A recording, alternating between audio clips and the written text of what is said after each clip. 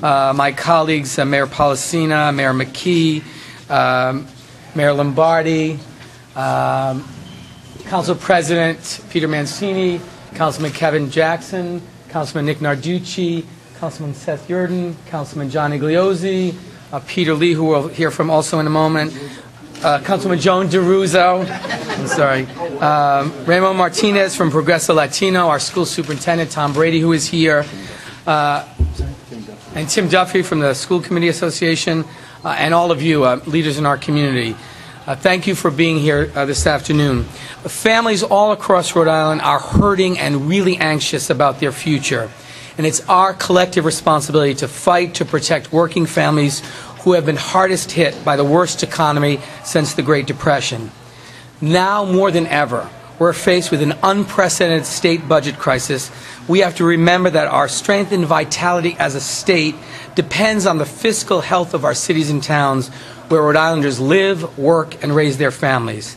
And that's why it is absolutely critical that the General Assembly defeat the budget proposal recently passed by the House Finance Committee.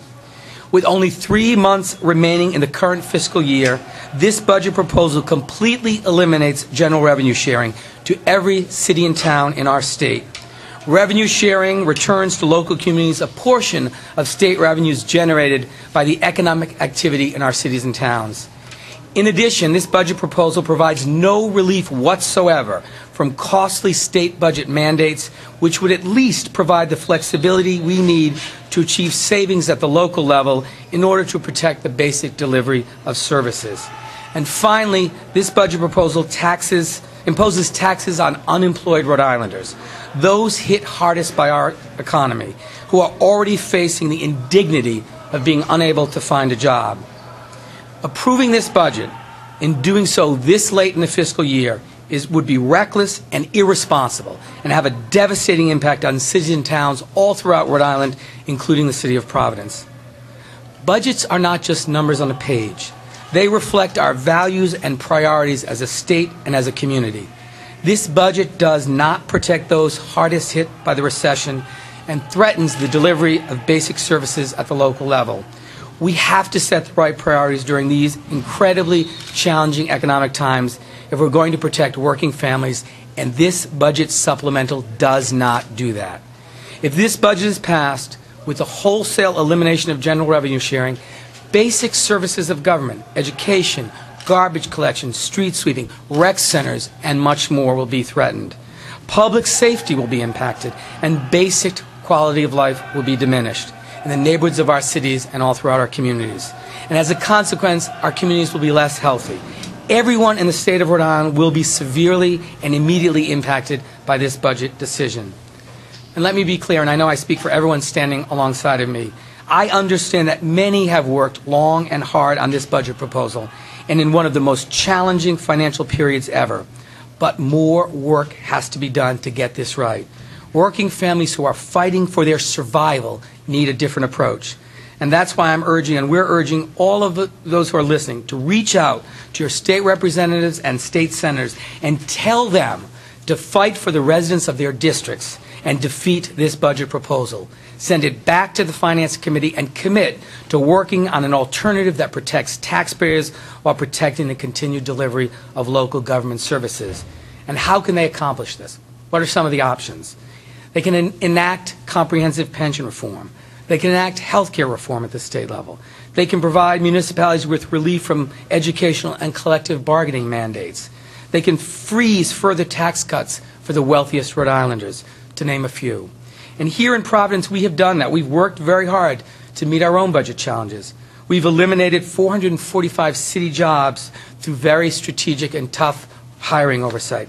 We saved $5 million by designating a new provider for the city's prescription drug plan. We saved more than $4.5 million in energy costs by joining the Rhode Island Energy Aggregation Program, and many of the other cities and towns have done the same. We've enacted pension reform, saving taxpayers millions of dollars.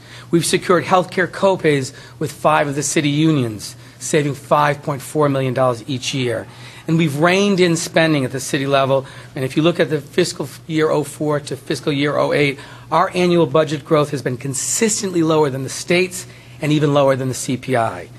These difficult times call for strong leadership and unwavering resolve. We have to work together to find a viable and sustainable solution to our state's budget challenge, one that prepares us for a future full of opportunity and economic growth, and at the same time protects residents of our cities and towns from the devastating consequences of this proposal.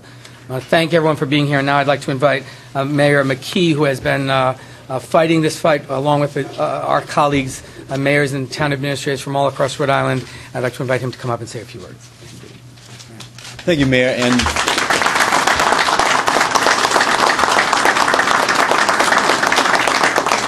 thank you, Mayor. And it's a pleasure being here today.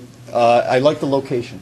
When I coached a number of basketball games, I coached hundreds of games in this gym, along with Mike Stevens, who's on your staff in the Recreation Department. And I think it's appropriate to be here today because when I did that coaching, we represented hundreds and hundreds of families came into this gym from all over the state that are going to be impacted by this budget. And the one thing I would like to point out is that in the current budget, $55 million that's going to be reduced from cities and towns is the only line item in the budget that's been cut 100%. That's the only line item in the budget that's been cut 100%. And if this happens, it's not property tax relief.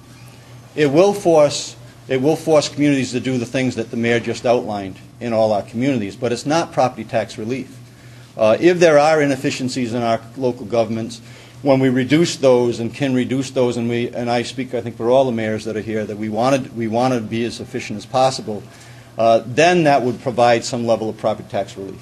But when it's cut in this way, this late in the year, this is not property tax relief. It does reflect a critical stage that we are in our state in terms of economy, but this is not the way to do it. And I think the governor got it wrong when he first came out with his supplemental budget and he had it reduced to zero. I think he got it right the second time when he put the $31 million of the stimulus money in to cover on the short term, because what's going to happen, and I would hope that the General Assembly would get it right as well, and at least to restore to the level that the governor had when on his second go around restored. Because if they don't, what's going to happen there is that communities are going to run large deficits, which is not a good thing. Communities are going to use whatever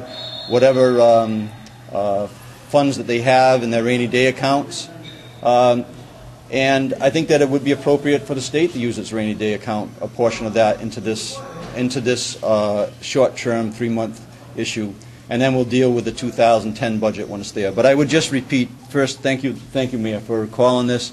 There's certainly an appropriate spot to have this press conference in, because so many families do go through here, and those families are going to be impacted. So I would just pass it back to the mayor.